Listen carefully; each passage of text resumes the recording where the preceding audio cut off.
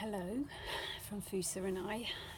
This is kind of towards the middle of March, end of March 2019, and I just lately have really been feeling and absorbing a lot of energies from the sacred canine heart and integrating them to kind of bring you deeper understanding of what it truly means to be holistic when we are working with our dog.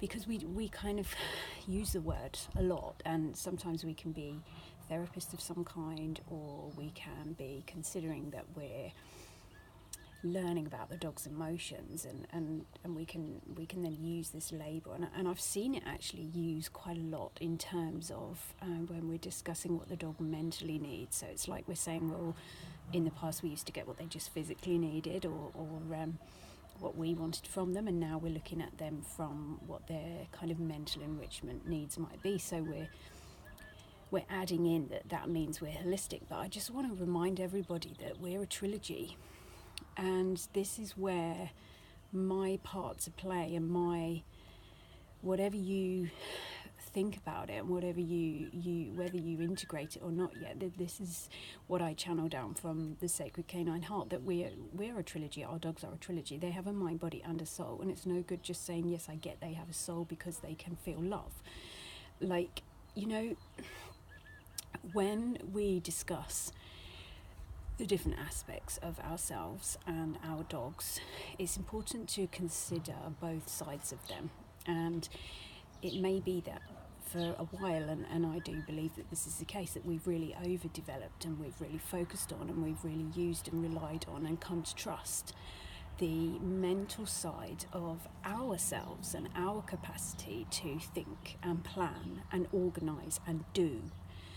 And that has really, in a way, become very overdeveloped in ourselves, and thus we then see that in our dogs. We're determined to hold on to that, because in some way it brings us comfort. It's in our comfort zone. But turning towards the spiritual, the soul side, can sometimes be outside of our comfort zone. So it can feel a little bit odd to kind of integrate the two. And really, as you know, what is outside of your comfort zone, that is what grows you. That is what brings you your abundance. Anything that's outside your comfort zone is worth looking at, especially if it means that you are then integrating the trilogy of you and your dog. So just to get a bit deeper into this, obviously physically, man has an understanding. As a dog owner, we have an understanding of our dog's physical body, and that has come over a long time, and it's getting deeper because we're understanding more about the nutritional side, what it might be that they need or don't need nutritionally on an individual basis. And we get that they need to have some fun, and they need to get out and do stuff, and we get as well that we can teach them stuff, and that their brain has an ability to access and to lay down memory. So we know that. We know we can teach them on a mental basis, and while they're being taught that, their brain is active and they're laying down that memory. And then later on, when we use that command, or when we indicate that we might want them to find a particular toy or whatever it might be that we're doing, or whether we've clicker trained them to do certain things, whether it's from a signal, a cue, a command, whatever, it's still the same basic thing that's happening. Then when you add that in, the brain is accessing, and we know that certain aspects of the brain light up when they access their memory. But what we've got to realize is we need to integrate the triangle. We need to integrate that soul bit, because the memory is the consciousness. The memory is not in the brain, and this is something we have to realize. And I'll tell you a bit more why as well, because it affects our ability to create abundance and happiness and joy and true health, and understand our own emotions. This isn't just about knowing about dogs, it's about really growing ourselves. And that's really what I'm feeling that I'm here for, and that I'm able to access the sacred canine heart to be able to sort of show you this, that your dogs really do hold the key to your growth and your abundance and your happiness. The dogs really do have the answers. But if we keep putting all the behaviours and all the ways of thinking about them into the mental end of the triangle, we end up unbalanced. Okay, so we have this physical understanding, and then we tend to stick with the mental understanding and not going into the soul understanding. And hopefully I can explain it to you a bit better. So when I say the memory isn't in the brain, it isn't. Okay, we know it's not in the brain. And consciousness isn't in the brain. Consciousness is everywhere, and this is where the information lies. It lies as a frequency. It lies as an electromagnetic, or a magnoelectric, really, vibration. It's more magnetic than it is electric, really. And it's everywhere, it's accessible, and there are so many different terms for this. Like, some people would call it intuition, some people would call it the universe, some people would call it consciousness, some people would call it being awake, some people would call it accessing their spirit guides, some people would call it communicating only with the animal. You know, like, there's so many different things that you can call it. The Akashic Records is another one, but you're basically accessing a field of information. Okay, and so when your dog has this memory, that's where that goes. So when they're doing any kind of training work with you, what's really happening is you are using their ability to access consciousness, which happens through their heart, because the heart has been proven to be far stronger than the brain. You know, it's what integrates magnetically the fields around you is the heart. It's a proper electromagnetic organ in our body that integrates all this. So what really occurs, which limits us as people, is we start to label it all as being a mental thing, as being an intelligence in the dog, as being almost to the point of an intellectualism in the dog. And this limits us because it keeps us using those words. It keeps us focusing on things being a mental way of being. So, for instance, moving on to enrichment, hopefully this helps you to understand a bit better. Because your dog's heart is constantly and consistently connected to this consciousness, and they've not got what we've got of the brain pulling them out of that, giving them doubt that they should be there, questioning, judging themselves all the time for being there. They're just in it. They are already in this amazing consciousness that we as humans are only learning to be in. So because they're in that, they have a consistent flow of emotions, and they just let those emotions flow. Okay, now we come along and we put restrictions on them, which sometimes we have to, because obviously we're trying to integrate them into a human society, and they're not designed necessarily to be in that society. So we either put deliberate interventions or limitations on them, or just from living with us we end up putting limitations on them in some way. And this then has influences on their emotional flow. Now, our hearts, they've got the biggest heart per body mass of any animal, so they're massively connected to our hearts.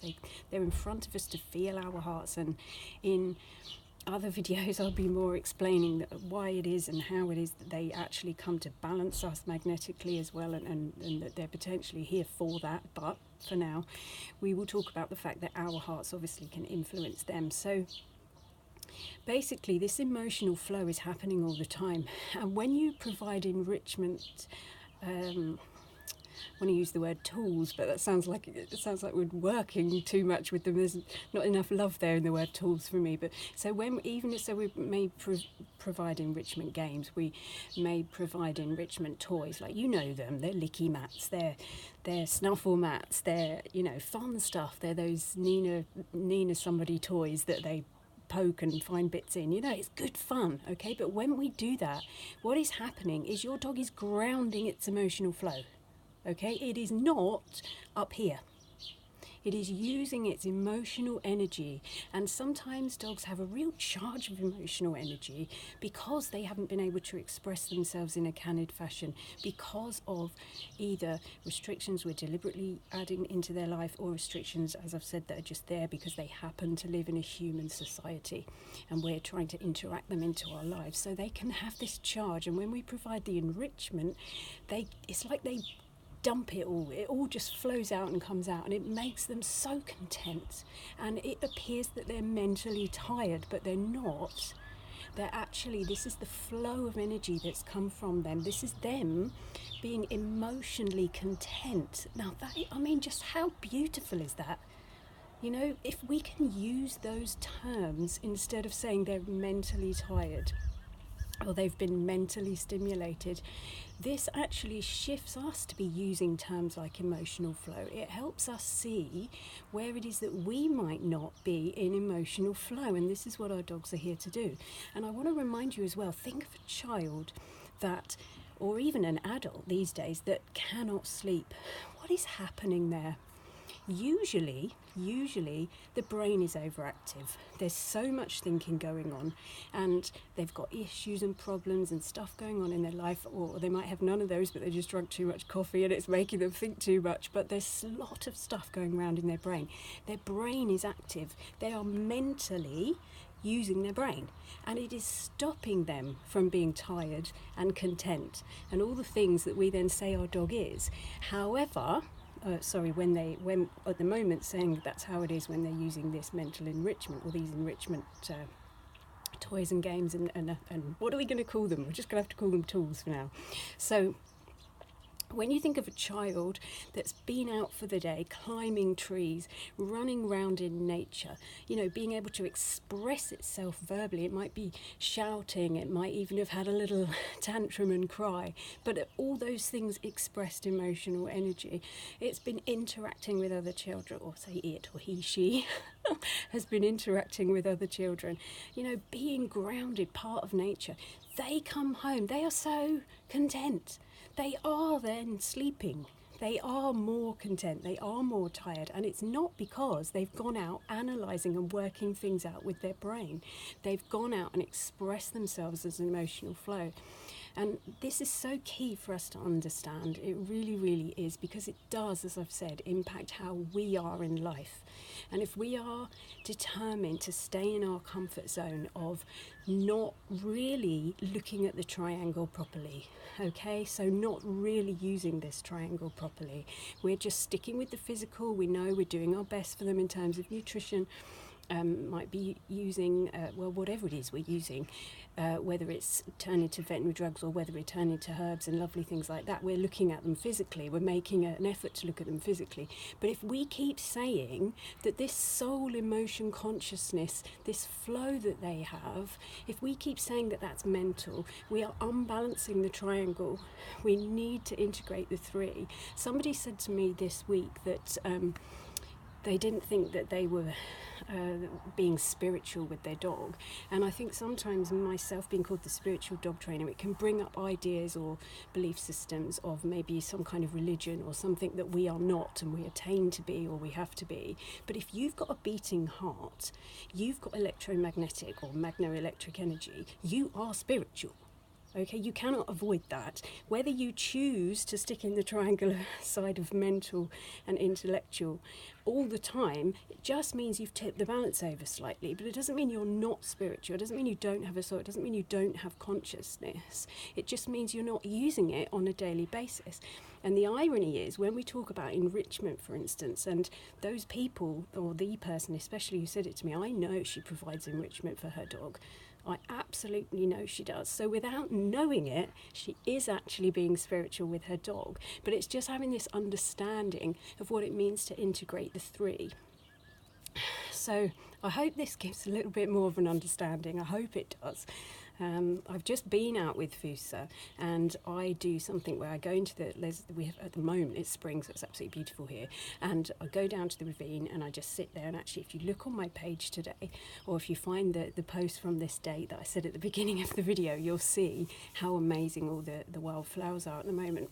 And the cat follows us on our walk as well, and I just sit there and I just watch as she just potters about. Okay, she's just grounding consistently. Because they're grounding their emotional flow when they're sniffing, when they're using their nose. And we came back, and here, this is what she's like now. You know, I mean, to be fair, she's quite calm anyway, but she's particularly content.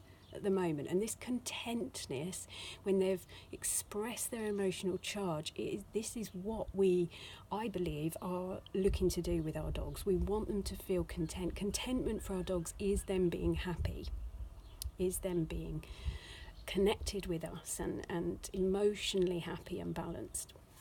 So I'm just going to pull out a card. I pulled out a card at the beginning of this reading, and it was the What Matters Most to Your Dog. And I thought, right, yeah, I'm supposed to talk about this today then. So I'm just going to pull out another card in case there's anything else that wants to come through. That might be, there you go.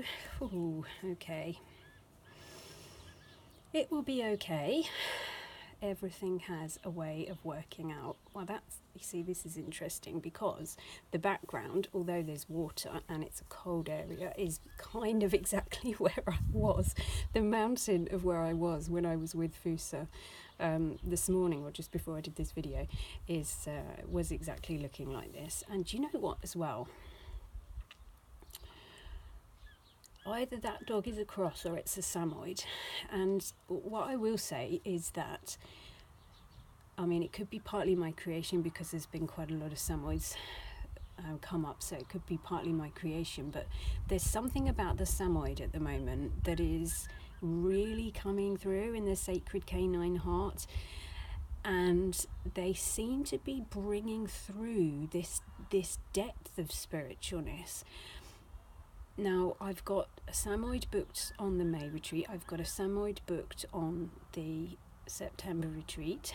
One of my incredibly good friends, I just think she's wonderful, has, I'm just trying to think what her website is now to tell you. She does similar work to me with horses and dogs. She does the balance procedure as well. She's recently just lost one of her Samoyeds, so another Samoyed came up into my life as that result. My original spiritual teacher, if you like, many years ago, that taught me the balance procedure and really how to align myself to source.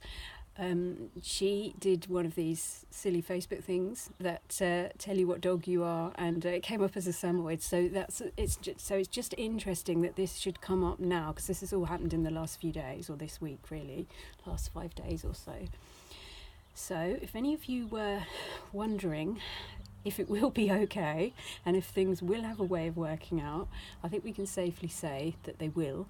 We've also got, interestingly, that mountain in the background is missing the end of the triangle. So it's, in a sense, what I've been trying to say to you is that we need to be focusing on that spiritual soul consciousness and energy related side of the triangle, and not keep using words to describe things that are happening as an emotional consciousness base as being mental things that are happening. We've also got as well, I think, triangles here and triangles here. So it's almost like the integration of the masculine and the feminine, the two triangles here. So it's an interesting card to come up, actually. It's a really interesting card to come up for this, and I'm glad that it's come through.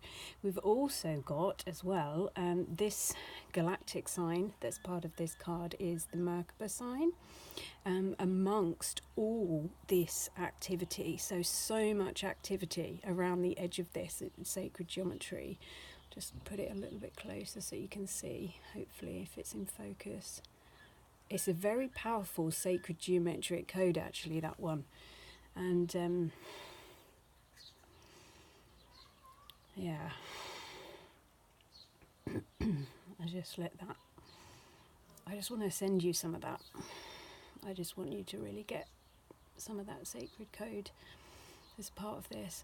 Well, I hope this video has made a bit of a difference in terms of our understanding, and I look forward to creating some more videos for you so that you can learn more about what it really means to integrate the soul side, the consciousness, the emotional, electromagnetic, energy in motion part of your life and your dog's life together, so you can grow together, can reach your potential together, you know, with your dog. You're not on your own. If you're a dog owner, you're not on your own.